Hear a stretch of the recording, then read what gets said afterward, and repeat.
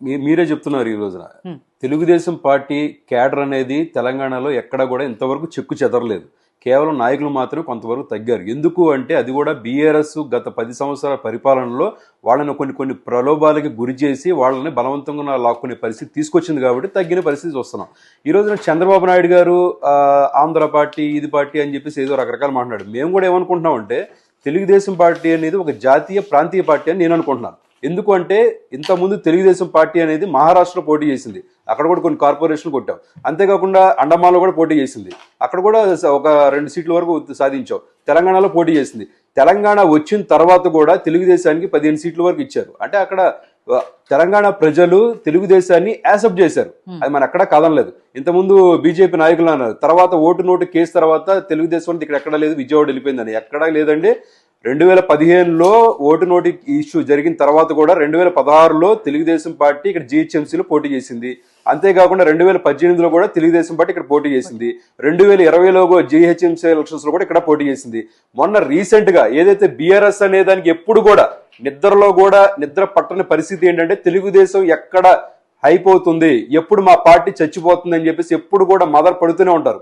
ఈ రోజు కూడా ఏమంటారు, ఈ ఫోన్ ట్యాపింగ్లు, ధరణి మోసాలు, లిక్కర్ స్కాములు వీటన్నిటిని కూడా తప్పించుకోవడం కోసం తెలంగాణ ప్రజలందరినీ కూడా దారి మళ్లించడం కోసం చంద్రబాబు నాయుడు గారు అని చెప్పేసి మాట్లాడతారు. అప్పుడెప్పుడో 10 ఏళ్ల కిందట కేసీఆర్ ఆంధ్ర వాళ్ళ బిర్యానీ ఎలా ఉంటుందన్న మాటకి మళ్ళీ ఈ రోజున కవిత గారు తీసుకొచ్చి మళ్ళీ అదే మాట మాట్లాడుతున్నారంటే అది ఎక్కడ పోతుంది? మొన్నటి వరకు కూడా సార్ అన్నట్టుగానే మీ కాలికి ముళ్ళు గుచ్చుకుంటే దాన్ని నా నోటితో తెస్తాను, రాయలసీమ వెళ్ళి నా రొయ్యల పులుసు చాలా బాగుంది, సో రాయలసీమ రత్నాలసీమ చేస్తా అని చెప్పి మరి ఈ మాటలు ఎలా మాట్లాడారు? ఈ రోజున బనకచర్ల ఇష్యూలో కూడా ఏం జరుగుతుంది? బీఆర్ఎస్ పార్టీకి అంతేకాకుండా జగన్ వైఎస్ఆర్సీపీ పార్టీకి ఏదో కొంత రహస్య ఒప్పందాల వల్ల అక్కడ పుట్టింది. కానీ దాన్ని ఎక్కడ కూడా ఇంప్లిమెంటేషన్ చేయలేదు. దానిలో ఉన్న ఇష్యూస్ కూడా ఎక్కడ తీసుకురాలేదు. ఈ రోజు కూడా ఏమంటున్నారు, అక్కడ ఆంధ్రప్రదేశ్లో చంద్రబాబు నాయుడు గారు ఏమంటున్నారు, ఎక్కడ కూడా ఈ రెండు కూడా నాకు 2 కళ్ళ లాంటివి. ఎందుకంటే తెలుగువారు ఎక్కడున్నా సరే, తెలుగువారు మహారాష్ట్రలో ఉన్నా, అండమాన్లో ఉన్నా, తెలంగాణలో ఉన్నా, ఆఖరికి ప్రపంచంలో ఎక్కడున్నా సరే వాళ్ళ అభ్యుదయం కోసం పనిచేసే పార్టీ తెలుగుదేశం పార్టీ.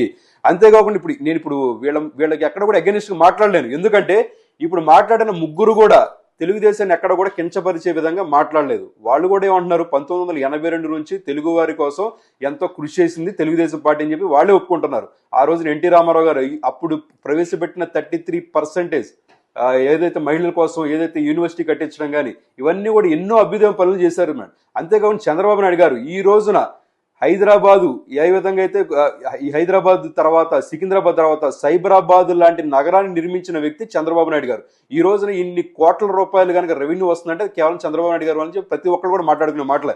ఈ రోజున ఎన్నో సాఫ్ట్వేర్ కంపెనీస్ కానీ, మైక్రోసాఫ్ట్ కానీ, విప్రో కానీ, ఐఎస్బి కానీ, IIT NALSAR, ICICI knowledge park, GE, Infosys, Dell, Oracle, IBM ఇలాంటి ఎన్నో కంపెనీస్ తీసుకొచ్చి, అంతేకాకుండా చంద్రబాబు నాయుడు గారు వచ్చేటప్పుడు 1999లో ఇక్కడ ఉన్న జనాభా, ఇక్కడ ఉన్న కంపెనీస్ లో ఉద్యోగాలు 10,000 ఉద్యోగాల నుంచి 10 లక్షల ఉద్యోగాల వరకు తీసుకెళ్లారంటే అది కేవలం చంద్రబాబు నాయుడు గారి వల్లే సాధ్యమైంది. అప్పుడు ఆ రోజున జనవరి 26, 1999లో ఆయన జనవరి 26 తారీఖున ప్రవేశపెట్టారు 2020 విజన్ అని. ఆ రోజు కూడా చాలా మంది నవ్వారన్నమాట. 2020 విజన్ ఏంటి, అసలు 20 సంవత్సరాల తర్వాత ఎవడు బతుకుంటాడు, ఎవడు పోతాడు, ఆ రోజున విజన్ ఏంటి అని చెప్పి నవ్వారు. అలాంటిది ఈ రోజు 2020 ఈ రోజు మన అవుటర్ రింగ్ రోడ్ నుంచి వస్తుంటే ఒక అబ్రాడ్ లాగానో లేకపోతే ఒక ఫారెన్ లాగా ఉందంటే చంద్రబాబు నాయుడు గారు ముందుగానే ఆలోచించి చేసిన పని అని చెప్పేసి మన ప్రతి ఒక్కరు కూడా తెలుస్తుంది.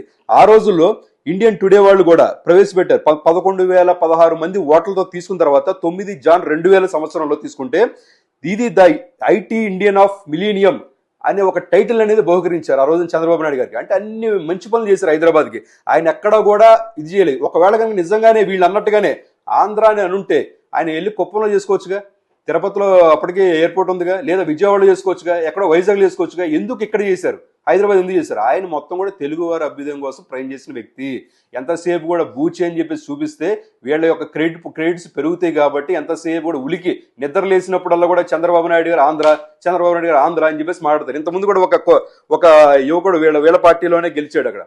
అతను ఎప్పుడు చూసినా ఆంధ్ర అంటాడు, వాళ్ళ బిర్యానీ గురించి మాట్లాడతాడు, ఇంకోటి ఏదో రకరకాల మాట్లాడతాడు. నువ్వు ఎప్పుడైనా సరే నీ కాన్స్టిట్యున్సీ ప్రజల కోసం నువ్వేం చేస్తున్నావు, వాళ్ళ యొక్క బాగోగుల కోసం నువ్వేం చేస్తున్నావు? నీకు ఒకవేళ ఫండింగ్ కావాలంటే ఫండింగ్ రాబట్టడం కోసం వీళ్ళు ధర్నాలు చేసావు, అవన్నీ చేయడు. ఎంతసేపు కూడా వాళ్ళ మీద గుడ్డగాల్చి వాళ్ళ మొహాన్ని కొట్టడం మాత్రమే వీళ్ళు పనిగా పట్టుకున్నారు. ఈ రోజున బీఆర్ఎస్ అనేది ప్రజలు మర్చిపోయిన పరిస్థితి తీసుకొచ్చింది. ఎందుకంటే వీళ్ళు చేసిన కుళ్ళు కుతంత్రాలు ప్రతి ఒక్కరు కూడా ప్రజలు గమనించారు. అందుకని వాళ్ళకి చక్కగా బుద్ధి చెప్పారు. ఇంకా రానున్న రోజుల్లో కూడా బీఆర్ఎస్ లెగవలేని పరిస్థితికి వచ్చింది కాబట్టి వాళ్ళు ప్రతిరోజు కూడా వాళ్ళు ఒక ఎన్నో కేసులు కూరుకుపోతున్నారు. కాబట్టి ఈ రోజున చంద్రబాబు గారు తిడితే ఓకే, మళ్ళీ తెలంగాణ సెంటిమెంట్ తీసుకొచ్చి వాళ్ళని బూచిలా చూపిద్దాం ఇది చేస్తున్నారు. సార్ ఇక్కడ ఒకటి గుర్తుపెట్టుకోవాలి మనం. ఎందుకంటే ఈ రోజు తెలంగాణ ప్రజలు కూడా మంచిగా చదువుకున్నారు, దొరల పరిపాలన నుంచి బయటకు వచ్చారు. సో ఎన్నో రజాకుల పరిపాలన నుంచి బయటకు వచ్చారు. వాళ్ళు కూడా స్వచ్ఛందంగా చదువుకొని వాళ్ళు కూడా ఒక తెలివితో వెలుగుతున్నారంటే ఈ రోజున మళ్ళీ వాళ్ళని మభ్య పెడదామని చెప్పి చూస్తే అది ఖచ్చితంగా తప్పు బాటలో వెళ్తుంది. ఈ రోజున ఆంధ్ర తెలంగాణ విడిపోయిన తర్వాత ఇప్పుడు సింపుల్ మేడం, ఆంధ్ర వాళ్ళు వచ్చారనుకోండి ఏం చేస్తారు, ఇక్కడ నుంచి ఏం చేస్తారు, తెలంగాణ వాళ్ళ ఉద్యోగాలు కొట్టుకుపోతారా? లేదుగా. హైదరాబాద్ నుంచి వచ్చే రెవెన్యూ తీసుకెళ్తారా? లేదుగా. ఏం చేస్తారు వాళ్ళు? లేదు అక్కడికి వచ్చి నిధులు తీసుకెళ్తారా? లేదు కదా. నీళ్లు తీసుకుపోతారా? లేదు కదా. ఏమి తీసుకోరు.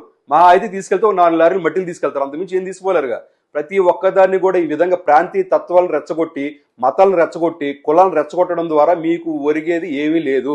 బీఆర్ఎస్ రానున్న రోజుల్లో కోలుకునే పరిస్థితి లేదు. ఈ రోజు కూడా తెలుగుదేశం పార్టీకి ఎంతో మంది బీఆర్ఎస్ నాయకులు క్యూలు కట్టే పరిస్థితి ఉన్నారు. ఆ చంద్రబాబు నాయుడు గారు అపాయింట్మెంట్ కోసం ఎంతో మంది చూస్తున్నారు. అంతేకాకుండా రీసెంట్ చూసే తేగల కృష్ణారెడ్డి గారు కానీ, బాబు మోహన్ కానీ వీళ్ళందరూ కూడా ఎందుకు వచ్చారు మేడం? ఈ రోజు తెలుగుదేశం నమ్మి ఎందుకు వచ్చారు?